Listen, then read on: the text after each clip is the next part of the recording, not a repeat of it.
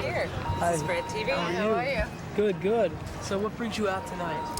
To see Four Feathers. I'm very excited about Keith that. Ledger fan, Wes Bentley fan, Kate Hudson? All of their fans, but I went to school with Wes, so I'm very excited to see him act. Oh, so you got kind of a personal connection. Yes. That's very cool. Now tell me about Firefly. How's it going to stack up against some other shows premiering this season? Hopefully very well. I hope so too. I think it's going to be very interesting because it's got a lot of heart and a lot of human nature in it, and it's not just about flying around in space. There are no aliens. It's very gritty.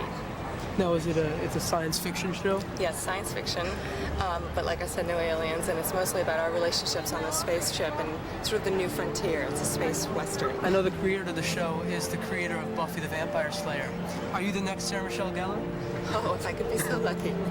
I don't know. Thank you very much for your time. Good luck to you. Morena, can we get a fashion show?